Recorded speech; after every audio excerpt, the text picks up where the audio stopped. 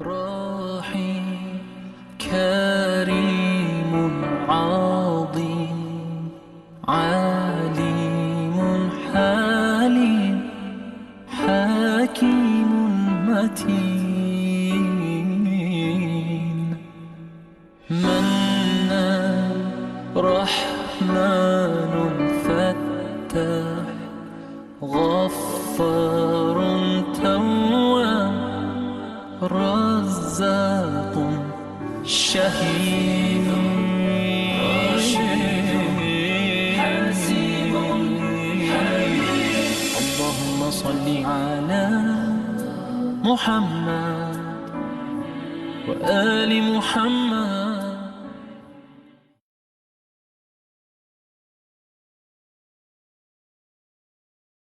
Tenang ya, Allah akan kasih kebaikan yang banyak. Nah, teman-teman sama-sama rahmat Allah SWT, dan kemudian alhamdulillah waktu itu awalnya kemudian saya mulai gundah gulana ya, galau bahasanya muda seorang ya, galau lah.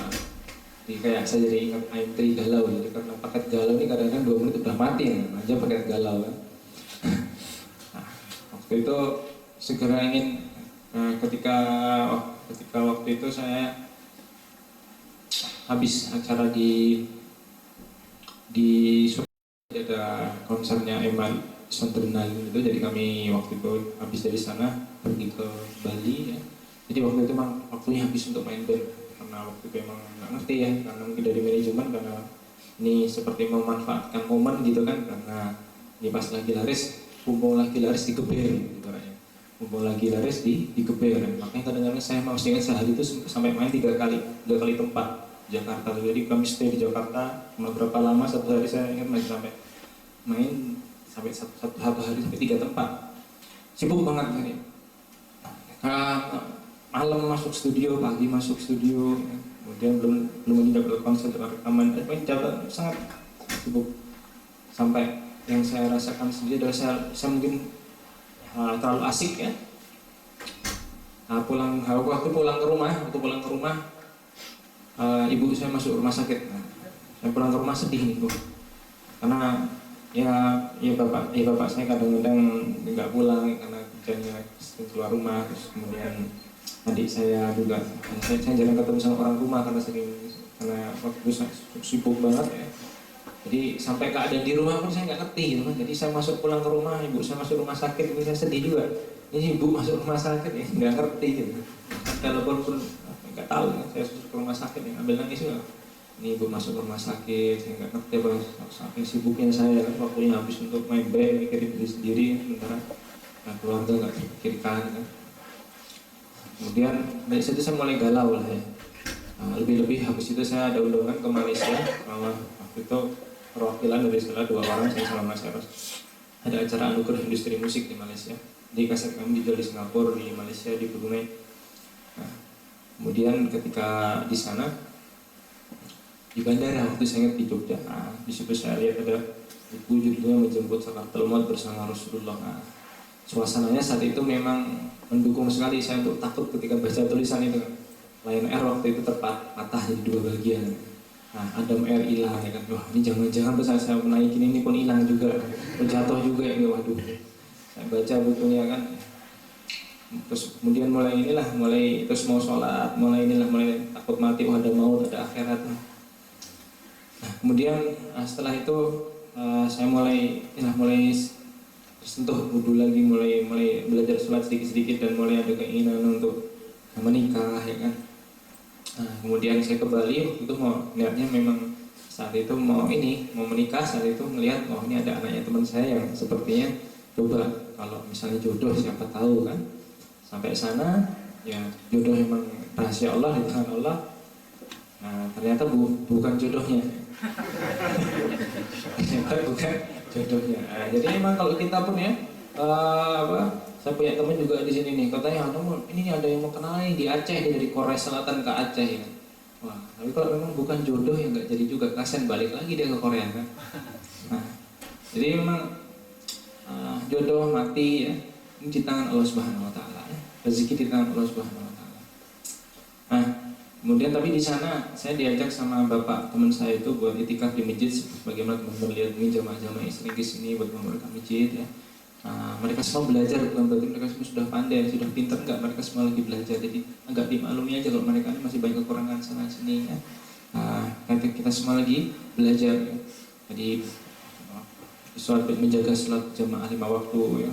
Belajar baca Quran yang benar, belajar sholat yang benar ya. Nah, setelah itu saya rasakan tambah semangat lagi untuk menjaga sholat. Yang tadinya dulu nggak sholat sama sekali dan kemudian sholatnya itu suka ngaco waktunya ya. Jadi ada waktu subuh waktu duha.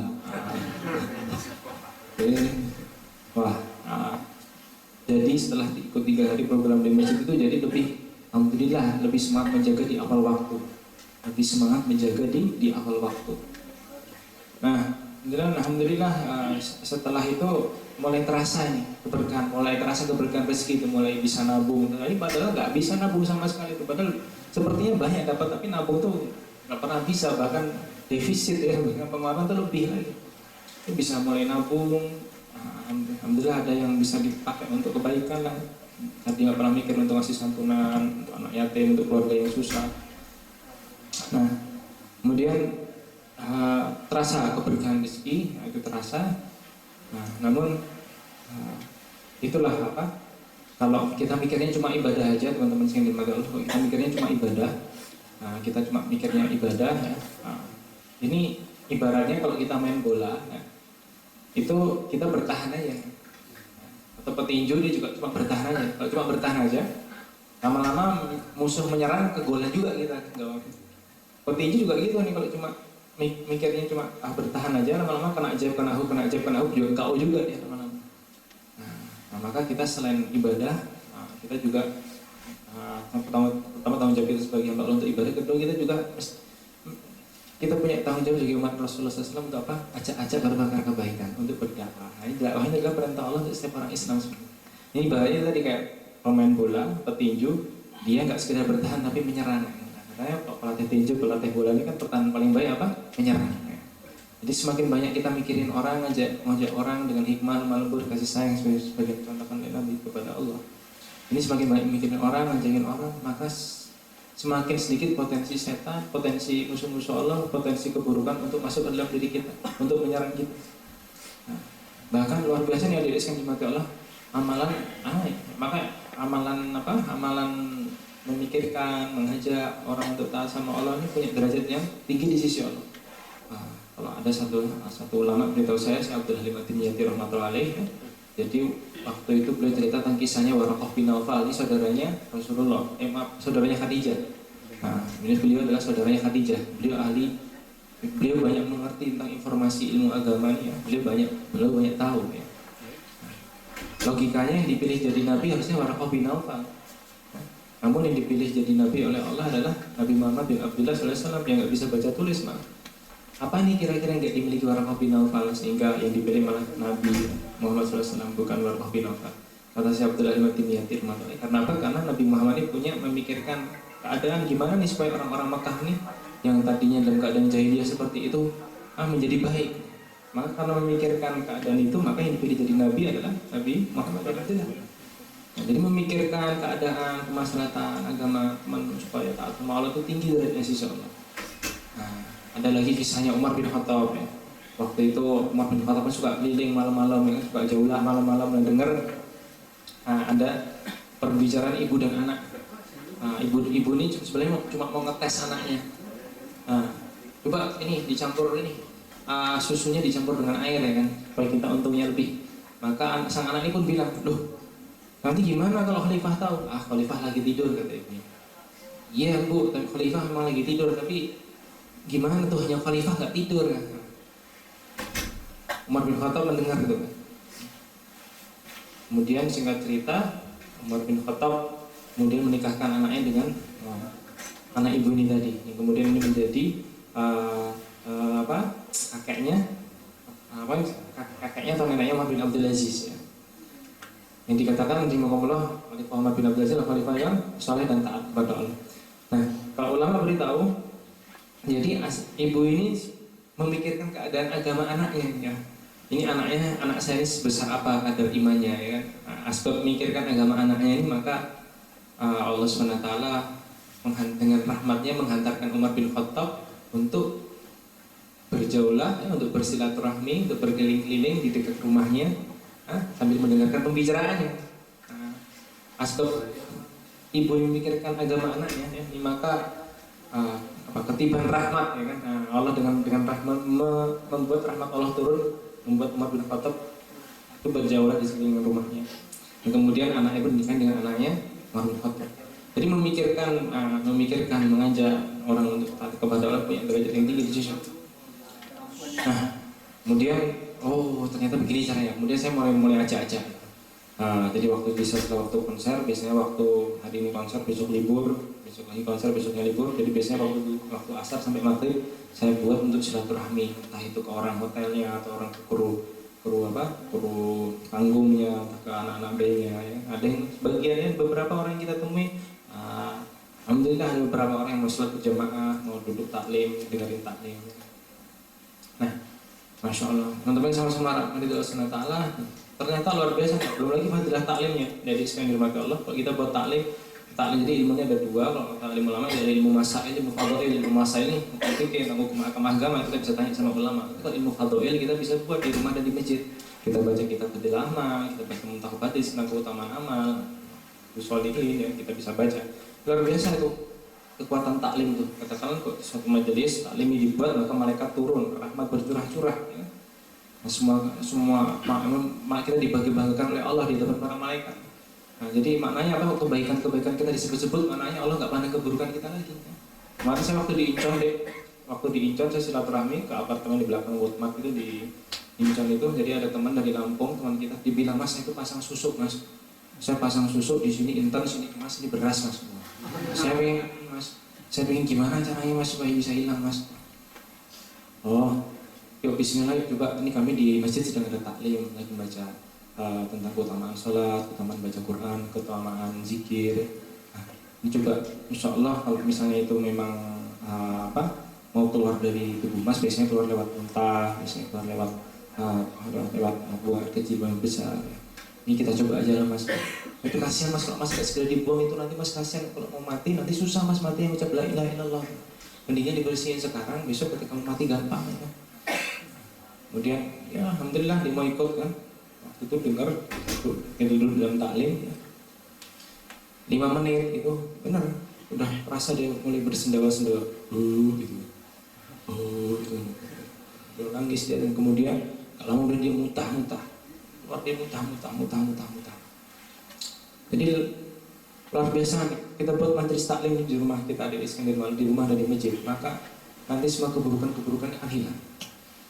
Ibaratnya itu ruqyah yang halus, lembut dan tidak menyakitkan, ibaratnya seperti itu, ya. Jadi kemarin di tempat adik saya juga, jadi rumahnya ini sering kosong.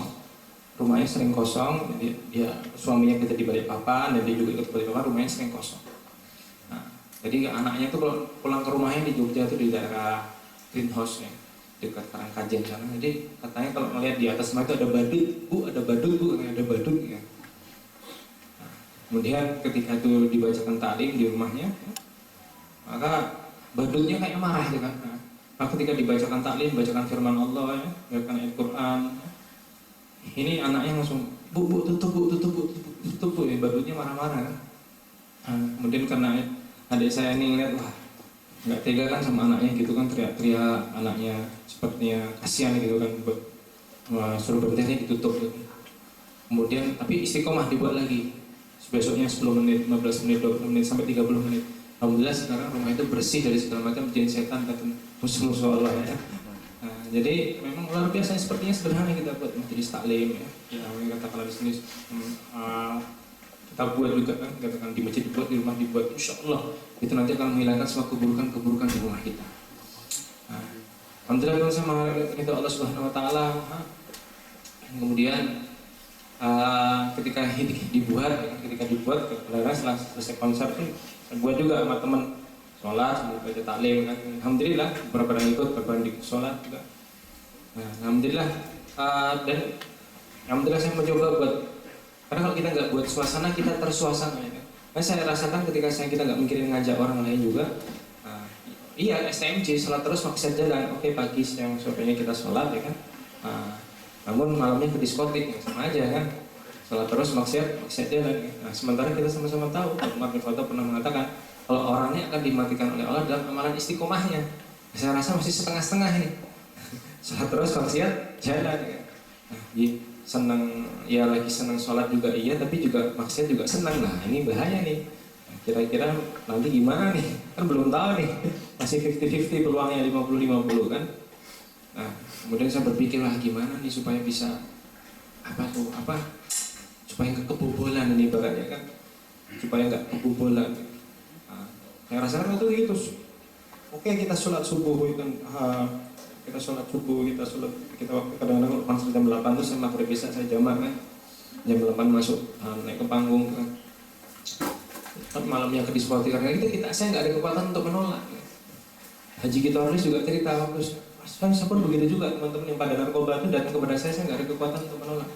Namun ketika belum memutuskan saya mau pergi belajar dakwah, belajar ngajak orang ke taat sama Allah, nah baru di situ dia ada kekuatan untuk menolak.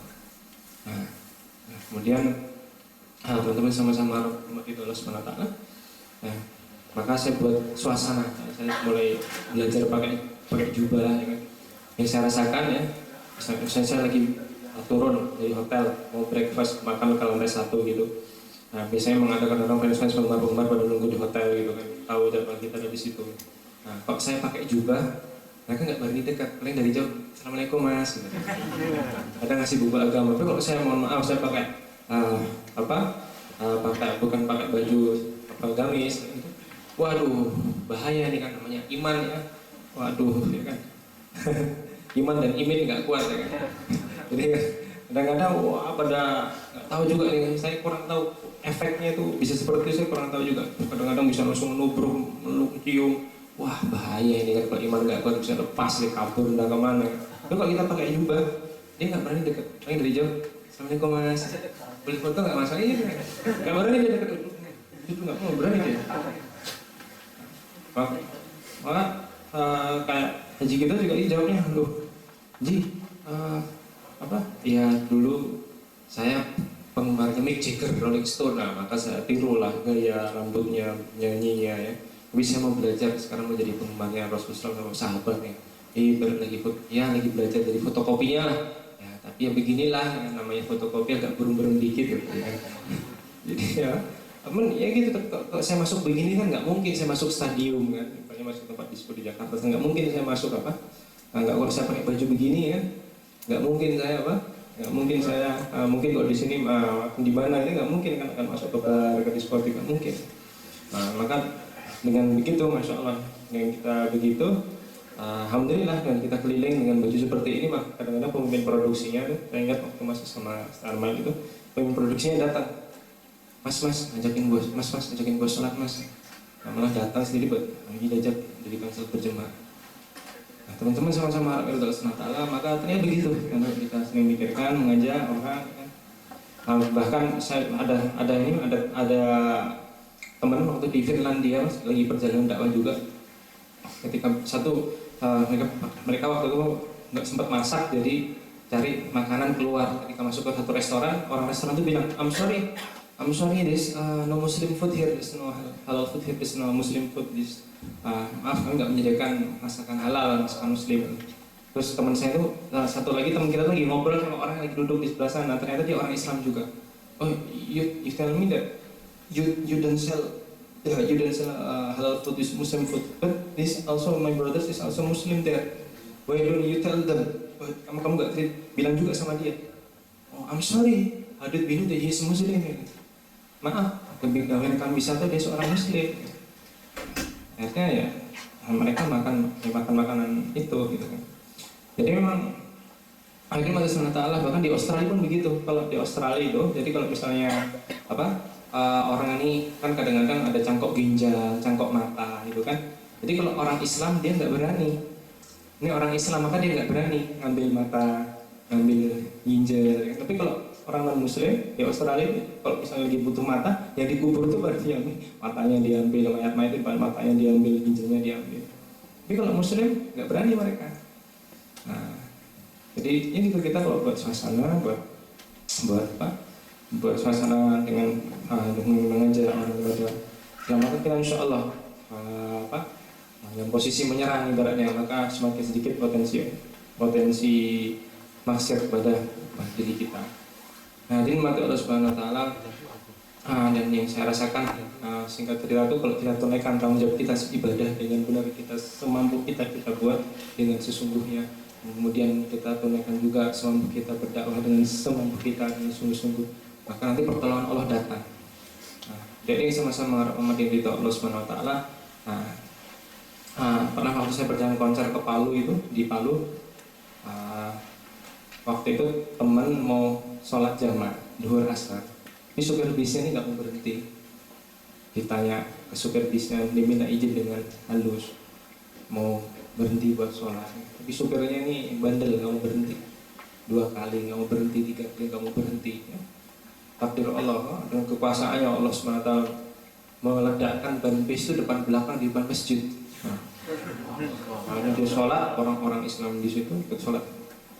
Ini ingat waktu itu ada Nabi mengingatkan kepada ada satu orang anak muda dia makan pakai tangan kiri, maka Nabi mengingatkan wahai gulam makan pakai tangan kanan.